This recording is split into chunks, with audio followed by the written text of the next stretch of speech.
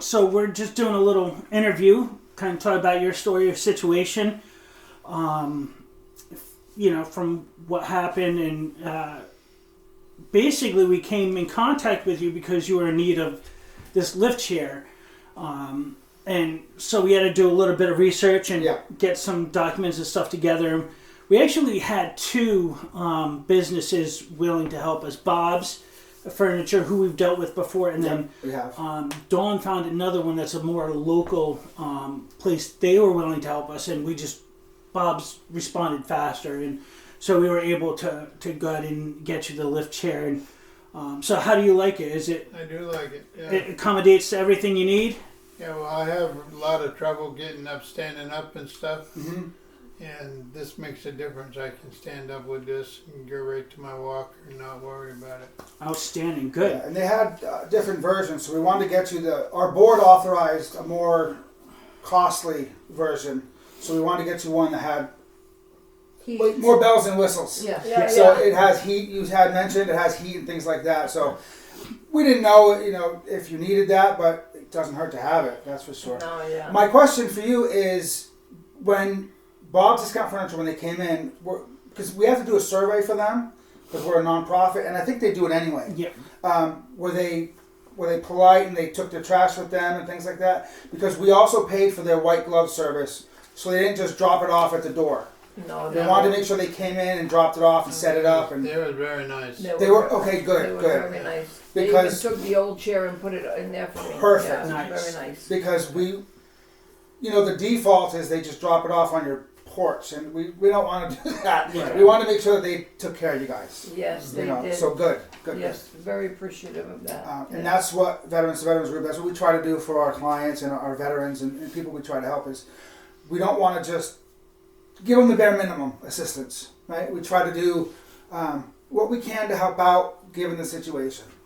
And our board of directors is very much on board with, helping as much as possible. And we try to help people. Our motto is family through service.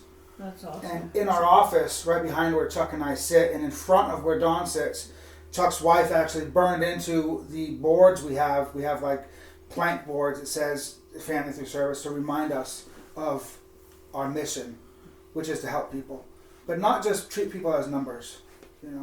A lot of organizations, because of their size, they have to treat people as a number.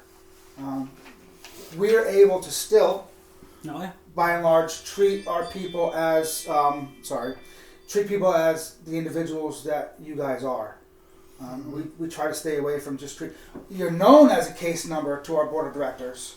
You're not known by your name, but you're known by your names to us. But we try to treat you as people, because you're a real person with real things that need to get done.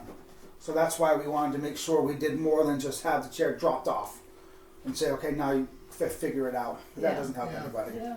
Yeah, and they gave us $250 off. Yes, so they did. we were able to get a more, costly. Price. Yeah. And we racked our brains trying to figure out what would work best, because there were some that were like massage and this and that.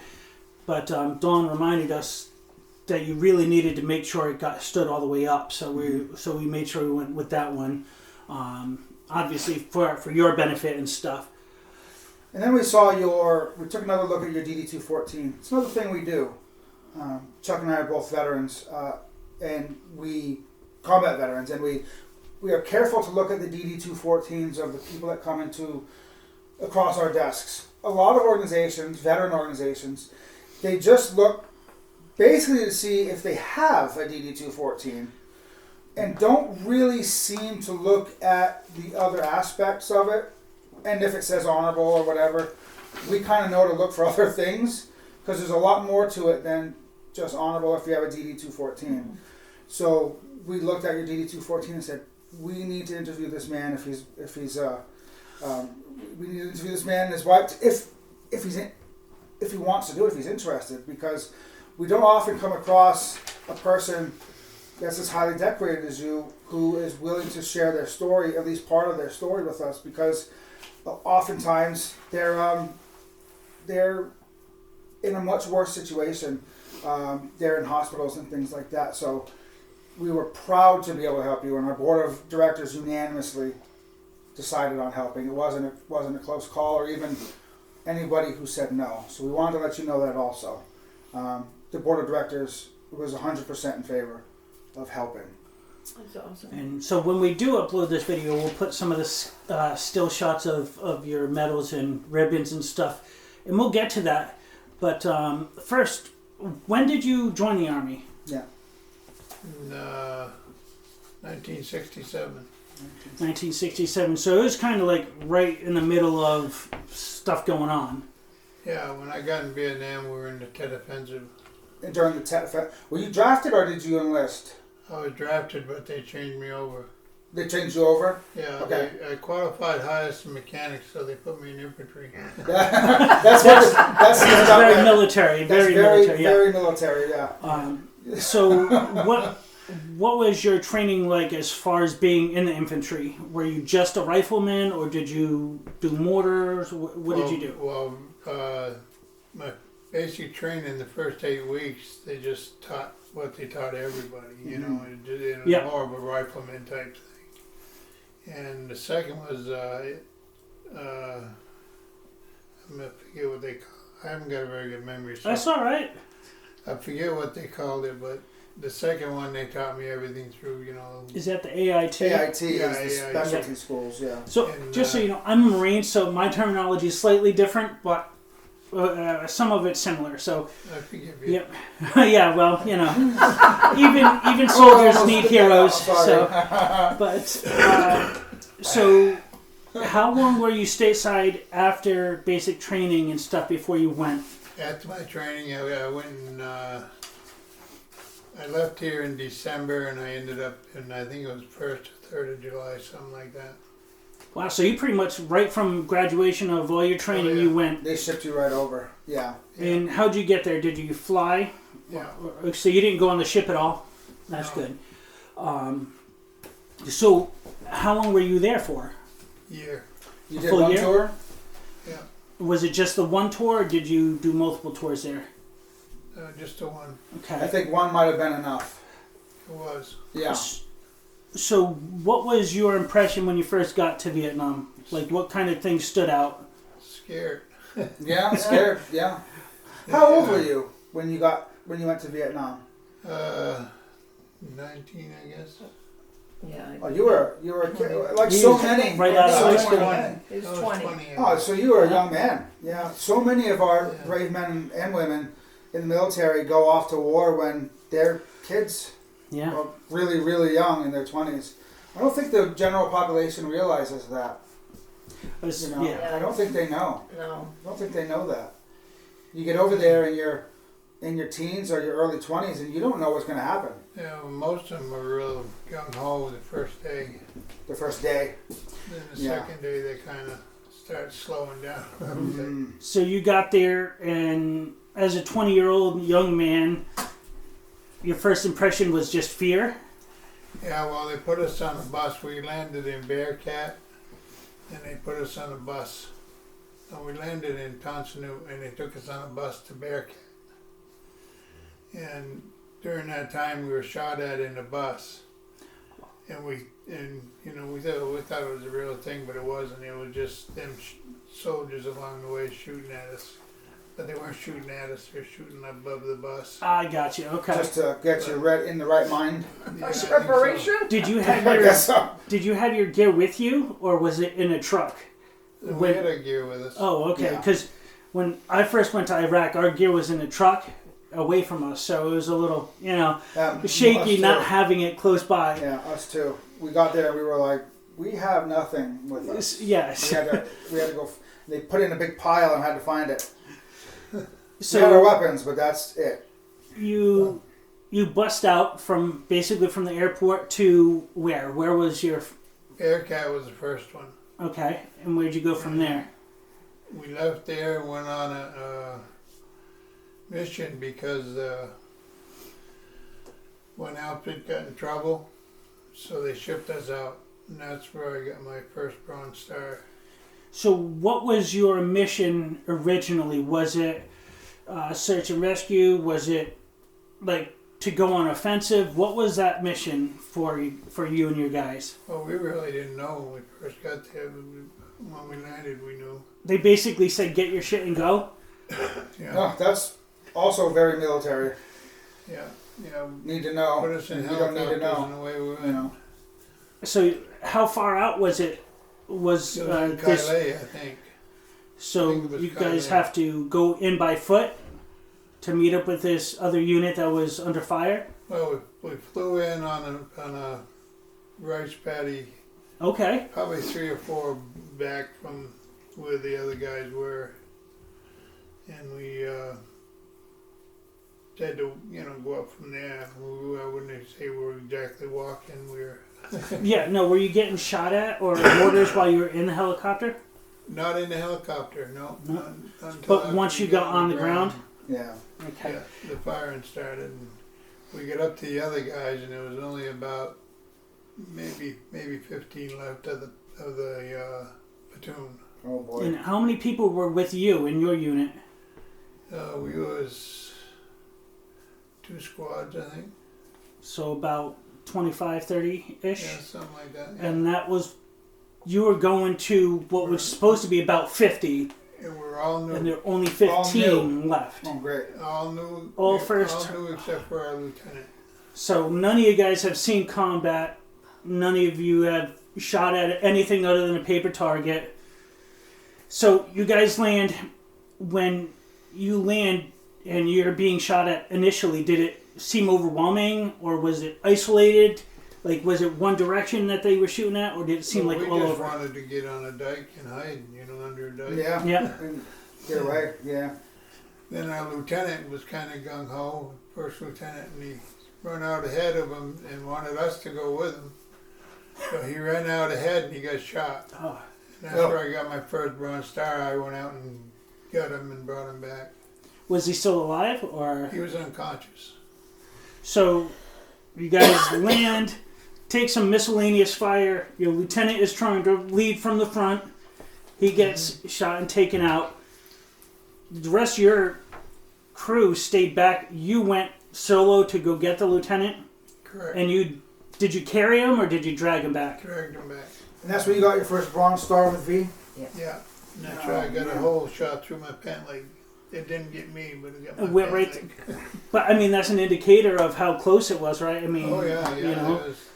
And that's right out of the frying pan into the fire. yeah. So you get the LT back to your group. What's next? Well, we got him to the medevac helicopter. It came in. It wasn't right off. It was a while. And in between that time, I shot the sniper that shot him. Oh wow. Yeah, he Okay. was up in a tree. And Oh, he was in. Okay. I Yeah, shot of course him. he was. And then we were all right. So there's just the one guy shooting at everybody. He was pinning everybody down. Mm-hmm. Wow. And that, see, When you're That's- new, when you're new, and it'll give you that fear too. and they know rank. I mean, that's a big part of while in combat, we're not allowed to wear rank Not because anymore. in Vietnam, a lot of times they knew, just like we do. You take out the leaders, and then the rest will scatter. Now, I don't know how many were there when we first got there, but that was the only guy that was left, was up in the tree. Oh yeah, they must have been actually ambushed, and then maybe when the helicopters came in, they may have scattered. And so you were able to connect with up to about 15 of the original. And did all of you guys get out safe, other than the lieutenant being hit? At that time, all of us got out, but there was a lot of people that didn't. From the first unit that was Yeah. there. Yeah, but your unit didn't lose anybody that initial Not assault. that I remember. Okay, and you were able to effectively rescue 15 of however many of that platoon to get back to the Well, they were alive afterwards. yeah. Well, So at yeah, the that ones that point, were alive. Yeah. Now, when you went and rescued them, did you see the remnants of the other firefights? Did you see the other soldiers that didn't make it, or Yeah. were they? So you went right to where they were, and what kind of crossed your mind with that? Like, here you are, your adrenaline's pumping, you saw your LT get shot, you rescue him, you take out a 20 years sniper, old, yeah. you get 20-year-old young to... man. Most of these soldiers are probably close to your age, are all laying there. What was going through your mind at that point? Well, some of the people that were left were doing with them and different ones and all that. Yep. So there wasn't really. I didn't really. I paid attention to who was shooting at me. You know. Yeah. Well, this beginning signs of leadership, just those few actions you did there, and a lot of that stuff's can't be taught in boot camp and in training. Some people have it, some people don't, and you don't know until you're in that situation. In boot camp, I knew where I was going, so I listened and did everything they told me to do. Yeah, but so did a whole lot of other people you went to boot camp with, and I guarantee you they wouldn't have stood up and went and got the lieutenant and drug him back. Well, no, I sat there wondering for a minute why nobody was going to help him. And so you did it. That's my and point. That's the difference. A lot of people don't know how they're going to react under fire, under pressure. Nobody knows. You'd like to think a person would like to think they would know how they're going to react in these type of adverse situations. Now you know, and now everybody knows, and so you did it. What precipitated your next Bronze Star or Silver Star, whatever came next? Next Bronze Star, I think it was that was in February. And then I think the next one was in June. I don't remember. It's on the papers. I don't remember. Yeah, and we have which will redact your identifying information. But on just for the viewers and listener, and when we write the article, the awards letter for the Bronze Star and Silver Star does give a brief description of the action. Yeah, and so what weapons did you have? Where were you allocated when you went in? I had an M16 when I started. Mm-hmm. I kept that the whole time, but I started carrying laws. I carried 1 law, 2 laws, whatever. Okay. Those are the light anti-tank weapons you pull apart? Yeah. Okay. And did you have any type of optics or anything on your M16, or is it just the iron sights? M16. Okay. So there's approximately 4 or so months from your first landing and engagement to this other Bronze Star awarding situation. How often were you in combat during that time? Was it like a daily thing? Yeah, I didn't. Any time there was a mission, I went on it because I didn't like being in camp. Mm-hmm. And so there was probably 8 or 10 operations between February and June. I see. Yeah. And you were just blessed and lucky enough nothing major happened to you in that time. Mm-hmm. We lost a lot of people during it. Yeah. But not Not you. not Unfortunately, you were able to survive. And so run us through this second citation of the Bronze Star. What was the mission? I don't remember too well.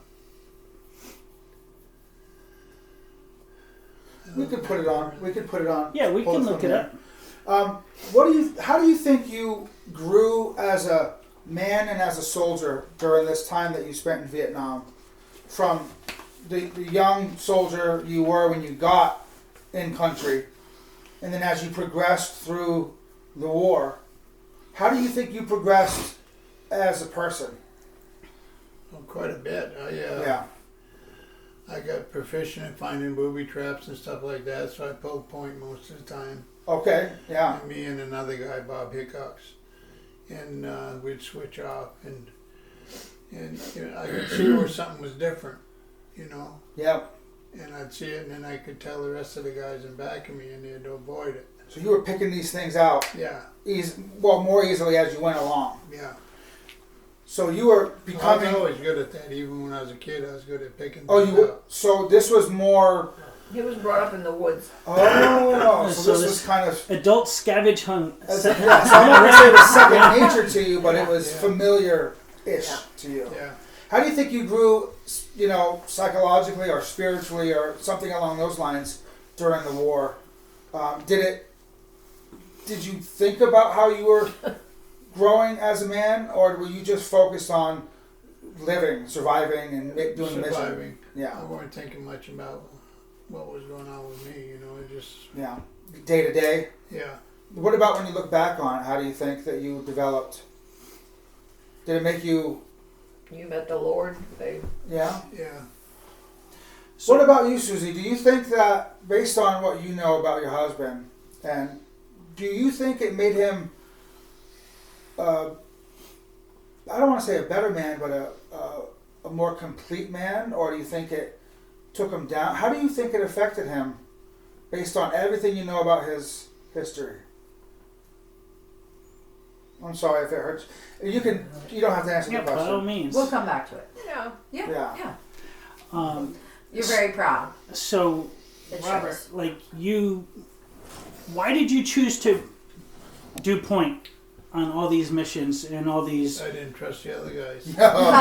That's a So, really good point. Did you not as it is. trust them because they were not capable, or you just were aware that they weren't as capable as you were? They weren't as capable as me. I guess it's a lot like Even- driving, right? even after I you want told to be him- in charge. Even after I told them where there was a booby trap, and there was always one or two that would screw it up.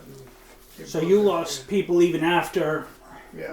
getting it See, down that's the got to line. be very frustrating to you because you pointed it out and they still screwed it up.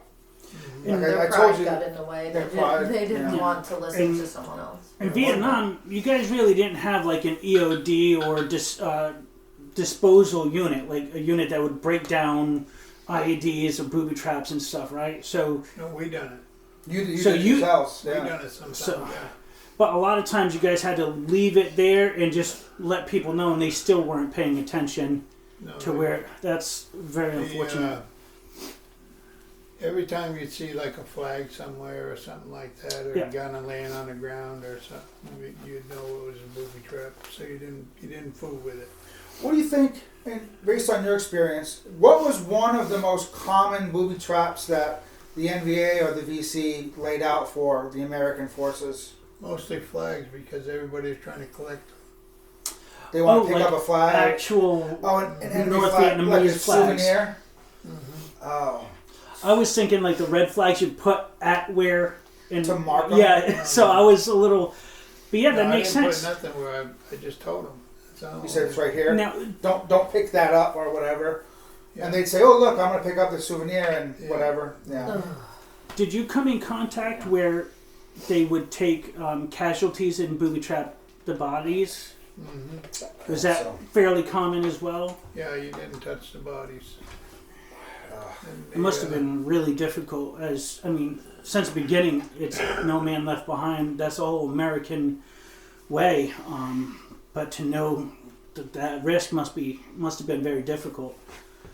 I think one of the things that we have to remind people about Vietnam is, the saying is, and it's a broad brush saying, but we won every battle, but we lost the war at home. How do you feel about, and this is a very touchy subject for a lot of people, how do you feel about nowadays the civic involvement that the United States had during the war? Did you even hear about that over there, No, I didn't. or did know they nothing keep it about from you guys? And I you didn't just know much about it. you didn't know much about it. And when you came home, was it overwhelming how much people were Yeah, it was against terrible, you yeah. folks? So we had a friend, Armin Kamiri, he was in 101st, and he said very similar. You guys didn't know. And when he came home, he expected, let's say, a warmer welcome than what he Yeah. received. I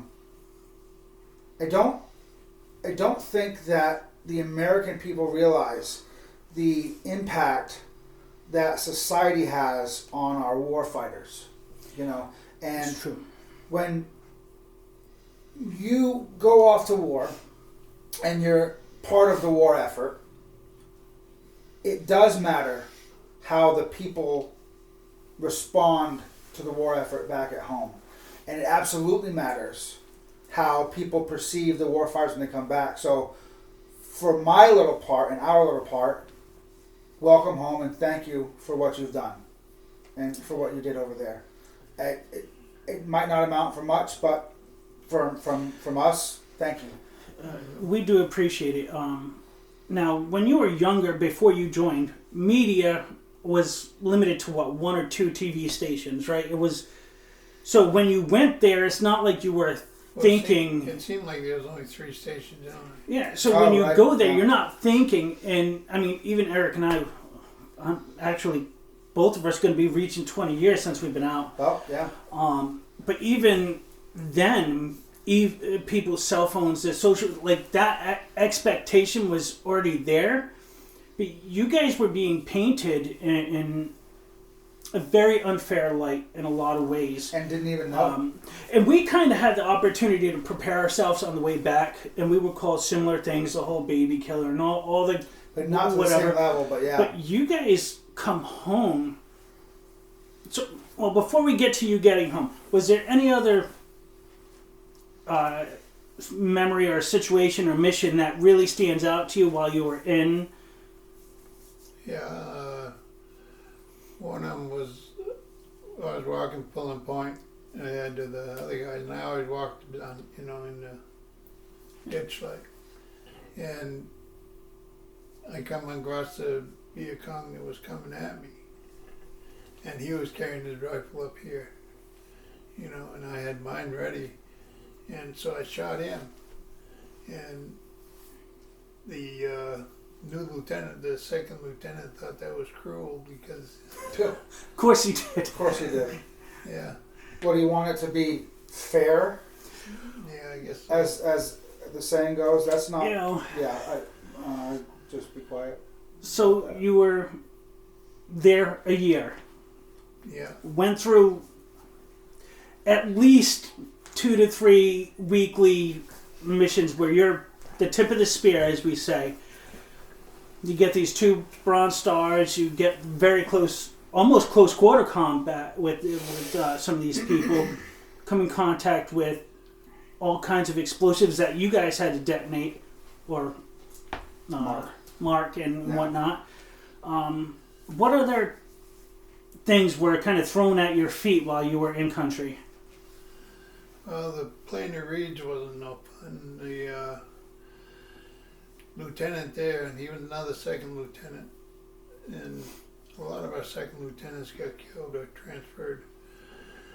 He ordered us to go through behind him to go through the planer Reeds, and there was already a trail through there where the Viet Cong went, but I didn't let my squad go, and we went around the outside edge of it, and when we got to the other end, there was still a trail through there, but most of the people died that was in there. That went through the reeds, And the lieutenant was, yeah. Yeah, they got ambushed. which he just didn't know for whatever reason. And you were with them during that? No, I was on the outside. Oh, you went to the outside. I took my squad around the... And Well, but that's he when you kept became, leading. That's when you became sergeant, right? Is that when you became sergeant? I don't remember. Did he make it that second LT? No. So you took your platoon outside the actual that's Well, road, I only had a squad. Yeah. but the lieutenant was like, "Hey, let's stay on this He took the rest of dirt the road." through. And Actually, that's where we lost most of our people. we talk. I mean, there's between branches of service, we talk trash and enlisted in officers. But when it comes to real world experience, this is where you get that, hey, I'm an officer, do what I say type of thing, where you've already been in there and you're like, it's not, yes, it's not an a good easier idea. path, but it's not a good idea. Yeah, exactly, right? And it's fortunate for you, but unfortunate for them. I argued with him about going, and he was going to put me on report when I got back. Yeah, well, I guess he turns didn't out- get to do that, turns did out he? he couldn't do it. So, we have dark senses of humor as combat vets. It's not funny someone lost their life, but it's funny that people are so endowed with their own knowledge opposed to the people who've been there and done that. With their rank. you know, Their inflated sense of yeah. importance. Yeah. Well, that actually worked out as one of the things we had in training. We went in an area there, and they wanted me to go through there, and I didn't go through it. So It's See, so that hasn't Yeah, changed. it hasn't changed. And you, Has not Eric changed. was on convoys a lot. Like you don't, you stay away from the main roads as much as you can. Like you know they're going to be setting up IEDs and explosives and stuff. So that was it a looks very too foolish. good to be true. It is too good to be true. And unfortunately, you know, that cost a lot of Americans their lives because of a foolish decision opposed to an actual combat between two groups of people. we were put along the highway on ambush sometimes at night, and I wouldn't always go to the spot I was supposed to be. So you were there pretty much the whole time. You were in your 20s, right? You were 20. Did you turn 21 while in country, or? Yes. So before you turned 21, did you drink any alcohol while you were there? Yeah. No, As a reward, like your platoon sergeants and stuff, they were like, "Hey, you guys are old enough to die. You can have a drink." When we landed in Hawaii on the way over, everybody decided Oh, that. of course, Hawaii. There are a bunch of party animals over there. That's one of the places we landed. No, just when we had a chance to have some beer, we had some beer. That's good. We didn't really think of why we were having it, you know. It was just an opportunity to let your feet kick up. change it up a little bit. Yeah. And the army was delivering us beer too. Yeah, they delivered us beer over in Iraq too, except it was non-alcoholic beer. Oh. So we Well, I was we did. minded It stayed old right German. where it was. We We used it had as old pranks. Yeah, it was. I think it I was- got one in that picture there holding it. Yeah, you do. So, Yeah, you are holding it in that picture. That was That's in right. Joaquin. so you have this beautiful knife over here on your wall, and it's got you having a handle of the rock. Where did that come from? Hard Rock, that's what the guys called me over there, was Hard Rock. What, did something I never happen really- that I led to never it? re- I don't know. I never knew why I got it, whether I was making it seem like a rock in a hard place Okay. or something, you know. 'cause You know, when you get a nickname, you I might always- not know where it comes from. I was always getting There's into also something. another side to it, No. Dawn. Was there You can pick it up.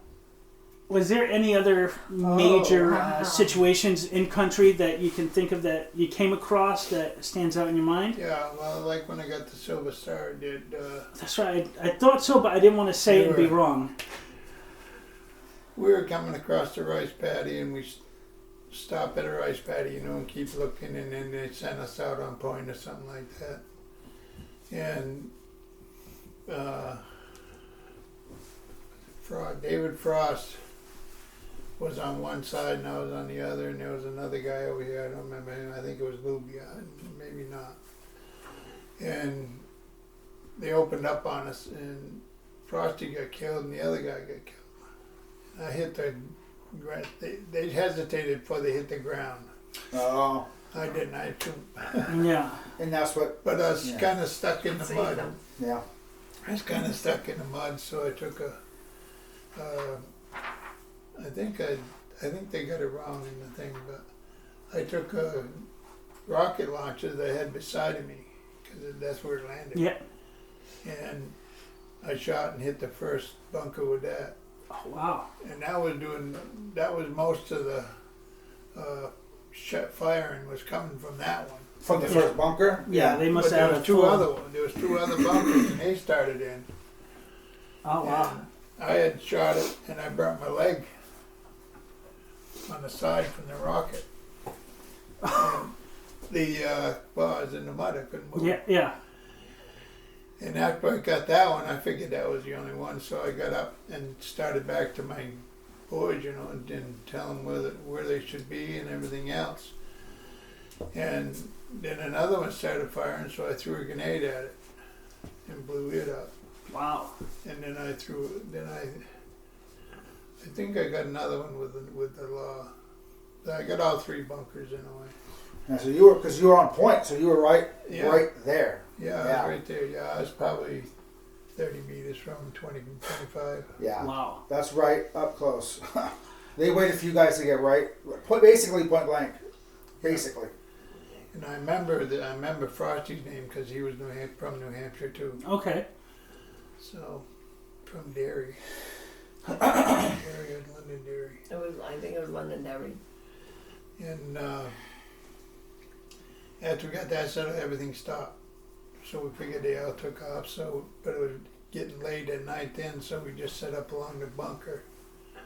And during that time, you know, we were all watching our areas, and they came through the line and they killed 3 black guys, and went on through that way. So we didn't get them. Do you know how many MVG were in each of the bunkers? Well, one of them had 3 in it. The other one you couldn't really tell. It was just stuff. Yeah, I didn't, you know. You didn't want to count fingers and toes, but No. you did the job. I mean, you got the job done, and you saved a lot of lives by doing it. Oh yeah, a Um, lot of lives. Yeah. And so this whole time, the only injury you received was burning your leg from Burning my leg in the mud. in the mud. From the rocket exhaust. But when I got back, I was due for R&R, so I never reported. Because they wouldn't have let me go on R&R if they knew. And you wanted to go. So you want to go on went R&R, yeah. and then came back. Yeah. Where did you go on R&R? That time I went to Penang, Malaysia. To Okay. Malaysia. Okay. Yeah, I went to Qatar, but Then I met a really? girl there that took me to the drug place. I don't know what it was. It was all kinds of... And they got some blue salve and put it on my leg, and that healed it up. So how much time did you have left in Vietnam when you went into that R&R? Were you like mostly done, halfway? That was August. So... that's towards the end-ish, a little bit, right? Well, when I got back and they gave me the Silver Star, they offered me to be a warrant officer if I wanted to be a warrant officer. Well, Of course, I didn't know what the hell they were. nobody People really still does. don't. Yeah. People don't know. I didn't want to be an officer. So I turned it down and stuff. So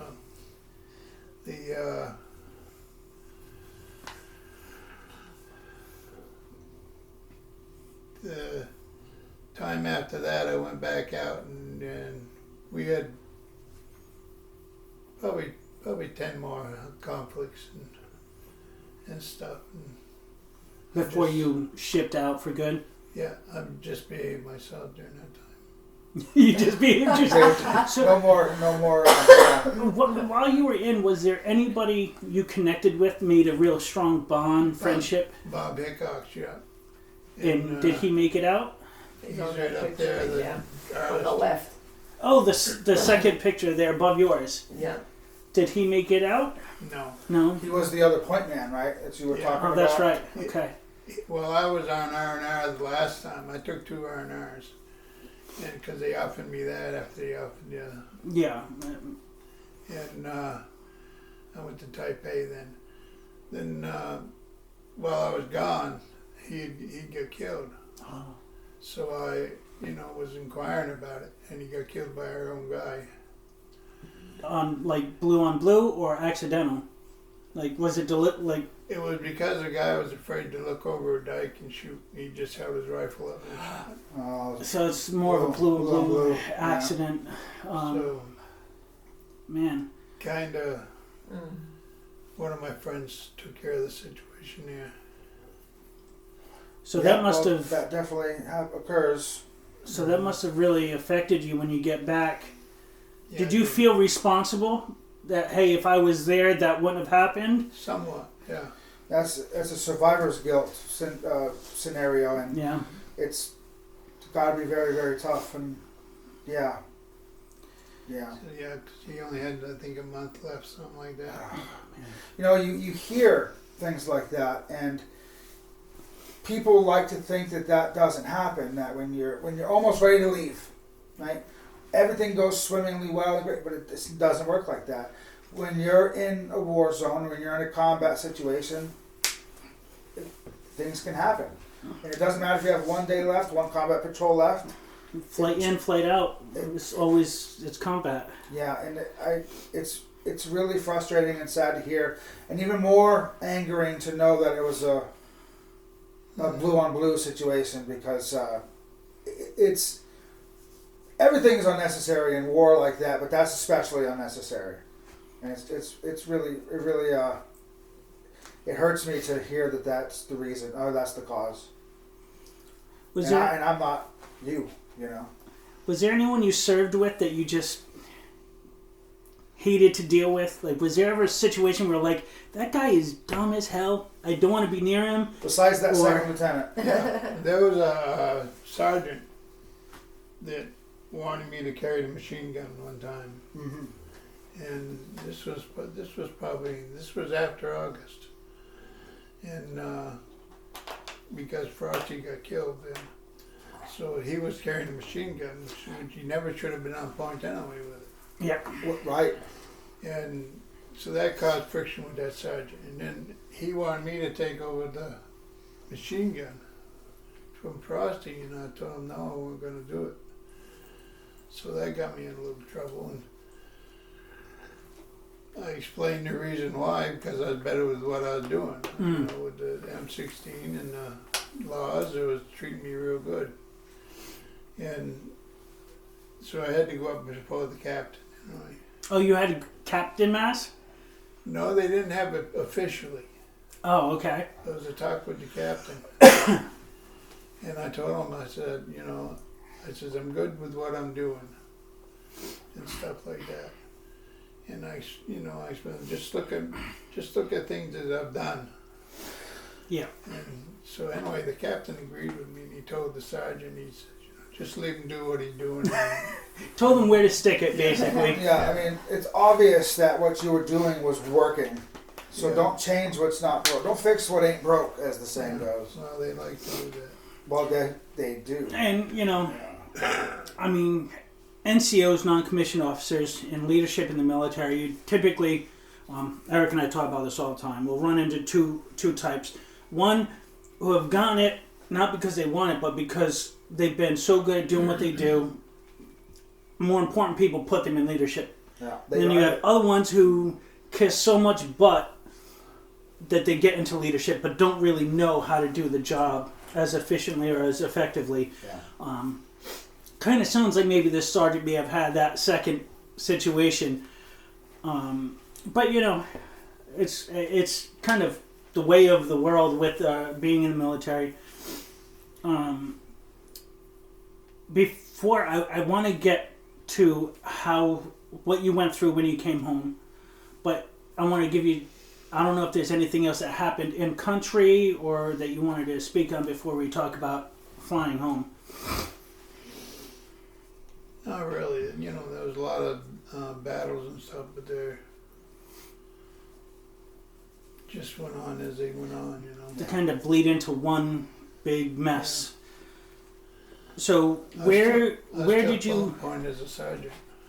So you left Vietnam as a sergeant. Yeah. And so from Vietnam, where'd you go? To Fort Benning. So you flew directly from to. Well, we stopped at Guam and some other island and Hawaii. I don't know if it's in that order, but Hawaii was the last one. Then we went to Georgia. And then to Fort Benning. No, we landed in California, Travis. Okay, so Base. what was it like knowing you were no longer in country? Like you're on the plane, you're leaving Vietnam, you're leaving the Far East, Middle East, and let's say you go to Hawaii. What did that feel like to you? Well, the flight itself was all older people. They weren't the young girls that we went over with. Yeah. So they give us a lot of older people, so we wouldn't fool around with them so much. And so, was your first experience seeing civilian world again? Like you're getting off the plane and you're free to go home. Was there a welcoming party? What was that like? We went to Hawaii first, and when we were there, we had a layover there. Yeah. And so we were all in the bar, having a good time, and this kid come in. He was, I guess, 18 or so, and he wanted to get a drink and he couldn't get one. That just started a lot of trouble. So they made sure we was on a plane the next day. Yeah, because once you're stateside, those you got to go back to following the rules. Like you just. So, when you came back and actually got to see civilian life, was there like families there? Was it welcoming for some of the other troops? Or I had a cousin that lived there. Lived. I don't know where it was. I think maybe El Segundo. I don't know. But when I went to see her, and her husband at the time was the head of the airlines. oh, nice. And head of the office that run the airlines. He wasn't the big boss, but he was the boss of that place. He told me he'd give me a job there working with computers and stuff like that, And, well, I didn't want nothing to do with the computers at the time, and I still don't actually. And so I left. I'd have been well off if I stayed there. Did you run into any of the protests and conflicts with? Oh yeah. And what was that like for you? California was full of them.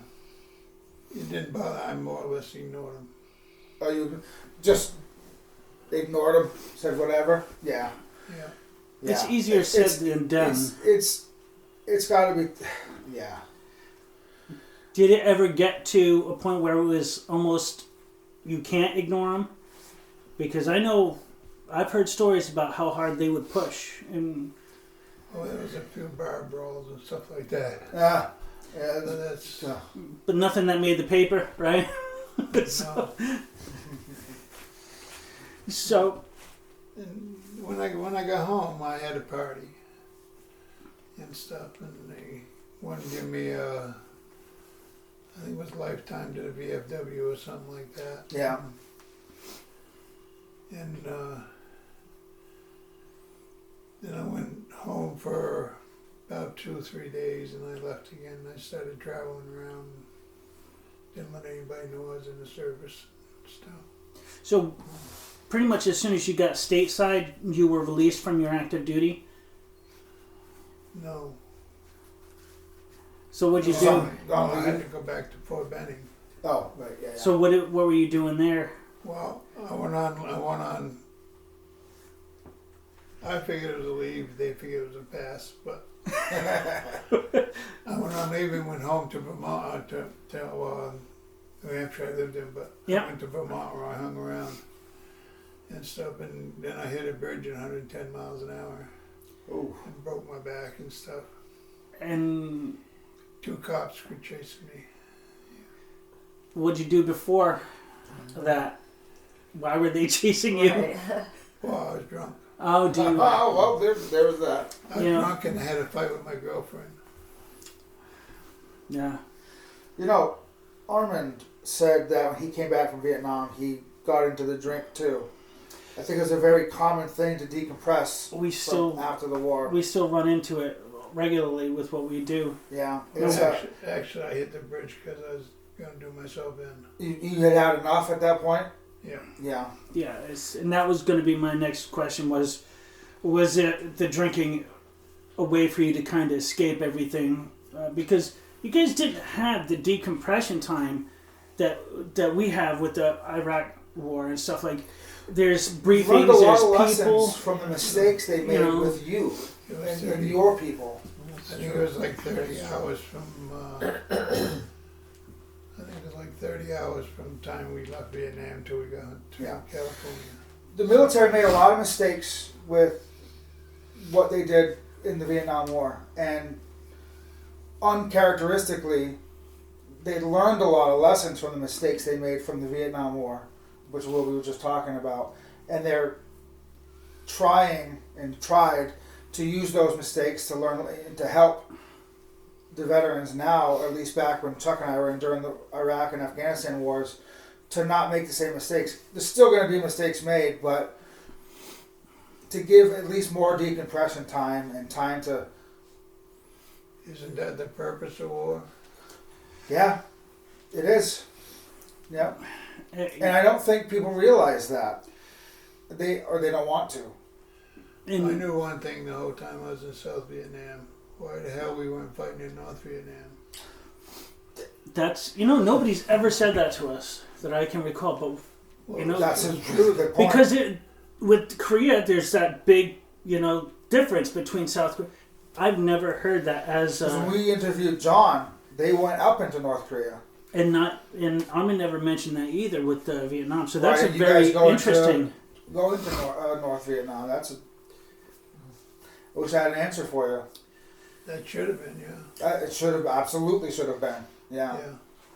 So, how long were you in recovery after your injury and breaking your back and whatnot? Oh, geez. Quite a while. Well, did you get in trouble within the military? A little bit. I got in trouble because they didn't want me speaking to anybody because of my declarations. We've heard that. Because of Oh, my yeah. declarations and stuff. Of course. Yeah. But, Jesus, I think at least 3 to 6 months, something like that. On the strike or the bed. They decided I couldn't walk again, and I decided I could. Yeah. You seem like you have that personality. Oh, I haven't known you very long, but you. I Is get that that what you feeling decide? about you. Well, that's nice of you to decide that for me. So one night I got out of my bed, and there was another guy in the same room with me, and I got out of my bed and tried to go to the bathroom because the nurse was kind of a drinker, so she didn't only come around at night and in the morning. That's it. No. Oh, okay. I gotcha. Yeah. So I tried to go to the bathroom, and I couldn't stand up straight, and I walked about 3 steps, fell on the floor. But you made it 3 steps. Yeah, and so Dr. Chard was a new doctor back then, and he says, if you want, he says, I can help you. And so I had an operation. I got figure 8 wire and a bunch of other stuff there in my back. And here you are. Not fully able to walk, but you're able to get yourself around as you But need you're to. not stuck in a power wheelchair Or a bed. or stuck in a bed. And we've seen a lot of your brothers that are bedbound. Yeah. Well, as long as I got that, I can go anywhere. Yep. So, what did you do with the rest of your adult life outside of making at least 4 women slightly unhappy? The 4th one. I'm still with him. That's why he said that. Yeah. I worked in paper mills. I did just about every job. Well, I hitchhiked around the country for a while, and I did whatever I could to get back to the next place. And, oh yeah, I'm losing my voice. And I worked at the job that I liked the best, but I didn't like, it was corrections. I worked in Walla Walla Walla, Washington. And when the lieutenant that was in charge of us got blown up by a pipe bomb, and we were in a room. We told him not to be fooling with it. He was a Vietnam veteran too, and we told him not to be fooling with it, and he wouldn't. He just kept doing it. So me and the guy with me, Kalen, we went through the door, and just as we were shutting the door, the thing went off, exploded. Blew his belly all up because it had done him in. How close was that for you guys, huh? It knocked us both on the floor. Oh, yeah. If yeah. you hadn't been outside of the door, forget it, right? Probably. And we got up and looked around and see what would happen, and we left. Left the prison, never went back to that prison to work. But I went to New Hampshire, and I worked in Cheshire County Corrections. And I worked there for a while, and then when I get mean, I stopped working there. You already dealt with enough of that garbage, right? And I went to Florida, and same thing there. I worked there a couple of years, and I got tired of stuff. And when I get tired of stuff, I get angry, and I He moves on. But at least you have that sense that you said, Yeah. this isn't for me anymore, I'm done. That's good. That's a good thing. Because a lot of people, they don't care. They stick with it. It's a good character trait for sure. And by the way, for everybody listening and watching, that would have made you eligible for our services too, being a retired corrections officer. Because we work with first responders and corrections. Yeah. And But then yeah. from there, I went to Maine and worked in corrections in Maine. Oh yeah. And You were a sheriff up there too. I was the deputy sheriff up there too. So which of the three places you were corrections, which one do you feel was like the least safe? Well, it was 4, but Well, the 4. uh, Which one was like the Washington. most dangerous? Like Washington State? yeah, it was a walled prison. Because they got nothing to do out there. Drink and play in the rain. So it's Great like, bombs. And kill people who are after they trying to do keep a job. getting motorcycle guys that they Yeah. ship them up there. Yeah. so So outside of the military, what was your favorite job? One of your favorite jobs that you did? Because I know you've done a lot of things in your life. What's one of them that stand out to you as one of your most enjoyable? I don't know. I managed a couple stores.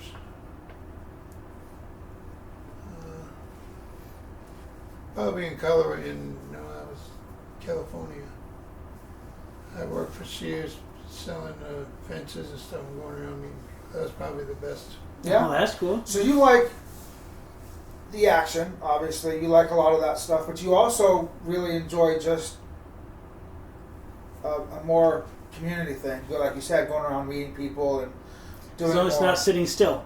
But not sitting But still. but not anymore. But not anymore. It's been several years since I've done that. And, Yeah. I very rarely leave the house here.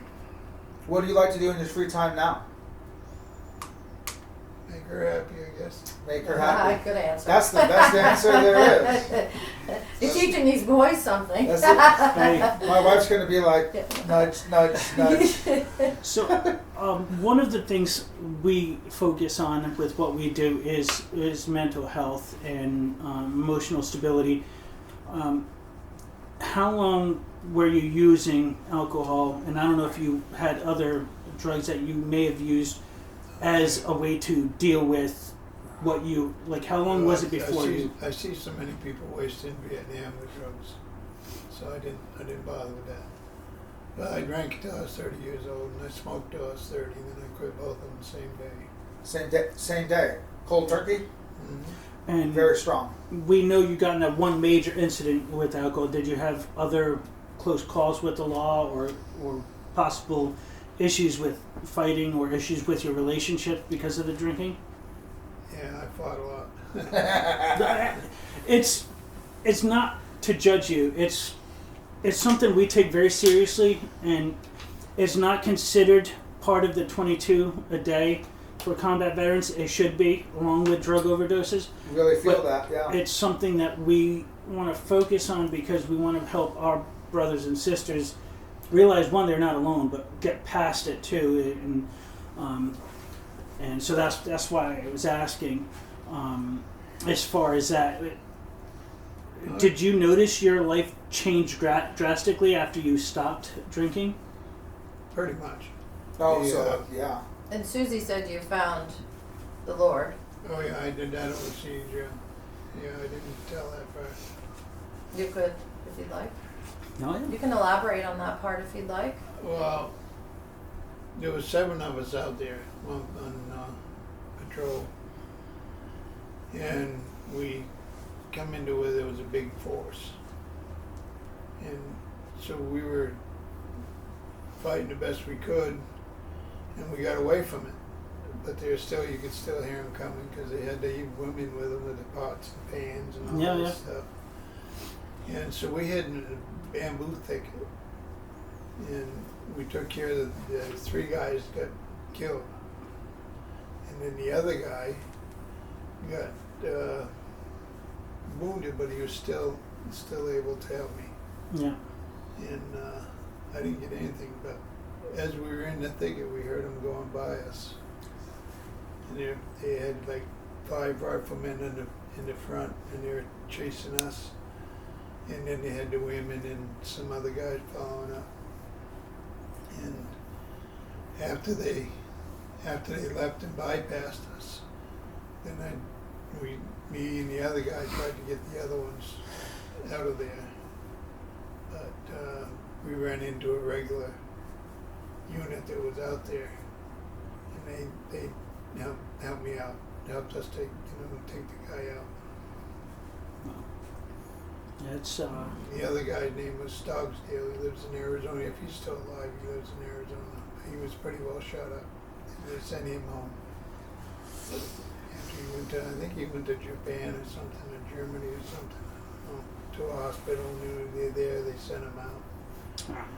I kept track of the original people I went over any plane with, and they assigned the whole plane load to 9th Infantry Division in Bearcat. Because that's one thing I forgot too. We left Bearcat and went to Dongtan, and that was our camp, and that was always getting shelled, so I wanted to get the hell out of there. And then we ended up in Rockeen, staying that picture was taken in at the shower.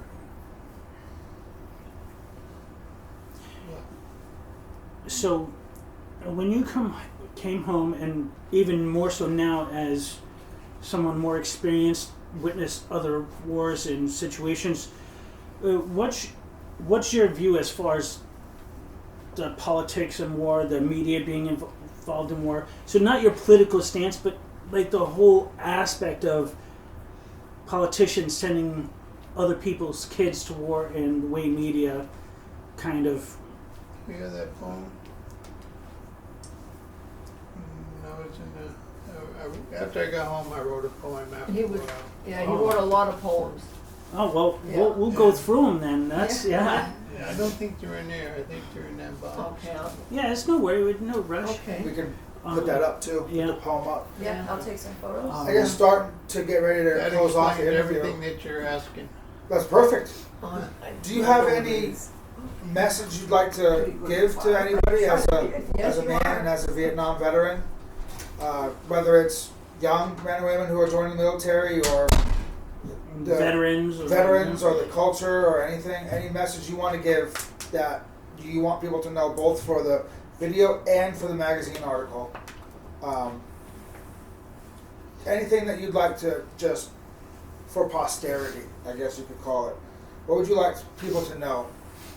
And we'll put up the poem, one of the poems or something on the video, and in the article, take a picture of it too. But what would you like to say? Well, one thing is don't trust the government too much. They ain't gonna give you what you want. Don't trust the government. We've heard that a lot. Yeah. Don't trust the government too much. They ain't gonna give you too much what you want. Did you find writing poetry to be therapeutic? Is that why you were writing poetry At first, at first? Okay. I wrote a children's book too that I don't publish them, but I wrote them. Nice. And the last poems I wrote to convince her that I wasn't too old for her. Very nice. Okay, so it came in handy later That's on, right. right? That's right. Yeah. Did you ever seek professional mental health? For At first, like even after your car accident per se, because you felt like you wanted to get out? After the car accident.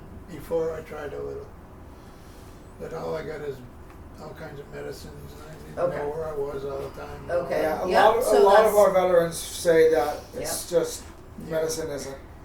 And it's I found unfortunate. the best way to take care of my PTSD is like I'm doing right now. Is I stay in, don't go out much. Once in a while we go out to eat. Yeah. You know, it's kind of its own poetry you write pandemic with the mental health. You didn't think he was too old for you. Yeah. She knows it. Is it the Alone I'm Not? No, that's that one of them. But Hold on a minute. He's got a lot of poems he Well, wrote. if you want to let him look through, I wanted to kind Yeah. of, as we close things out, I Okay. wanted to just kind of. So, Eric asked, I don't know if you were able to compose yourself Yeah. about I'm an emotional person. And that's not. There's nothing wrong with that. No. Yeah. So, what do you take from his experience? How has that helped him in being a man, as being a husband for you? Been through quite a lot, and like I was single for 25 years, I said, right? Yeah. Yeah. Are you regretting that? No. I've been through a lot in my life. We're a family of 10. I got 7 brothers and 3 sisters. So I've been through a lot. But, and I never wanted to get married again. But God had other plans. Sure did. And, with prayer, and I said, Lord, I just need somebody that's been through hell and high water like I have been in my own life. I need somebody to understand the fight that we fight every day. And God gave me him. I don't think you're gonna find much people No. who've been through more. No. I So So he's an answer to a prayer. he is. He That's is. awesome. It's The other thing I wanted to get your view on, and even though you weren't married during his service, and part of the stuff he went through after his service, you have been an emotional support person for him. You've been a caregiver for him. What would you like to say to other spouses who are in a tough spot, who are in a situation where they may be like, I can't take it anymore? take it anymore. Well, go outside and talk to the Lord. That's well, fair advice. Yeah, I mean, I go through my own struggles of, yes, many times I'm like, why? But then God always puts me back in line. And I'm very, I met God in 1986 in my own life because I had been divorced back then, and God really showed up on stage for me. And so I know what it is to go through. He's been through more hell than I have. So I wouldn't say. well, How about I'm in different the different types? You know what Yeah. I mean? But I know that God's always been there for me through thick and thin. So it's made me a better person, and it's made, Robert and I are a team. So That's clear. That's a very clear vision. Well, since she won't say anything bad about you, do you have anything you'd like to say about your lovely wife here? She's my veteran caretaker. And you can get paid for that, right? Oh, is that why she stays around? Is that what I you say said? that to my wife all the time. It's amazing. baby, as your wife, I know I'm a caretaker, but as your wife. Well, it's important that you're my caretaker because I really don't. You guys are an exception being able to be here. And we are We're honored the to same be way. here. Thank you. He always says, he goes, if I never met you, he goes, I would be dead in Maine. Because that's where he was in Maine. He'd be dead. He'd be like gone. We are very honored for you to allow us to be in your home and to interview you, sir. And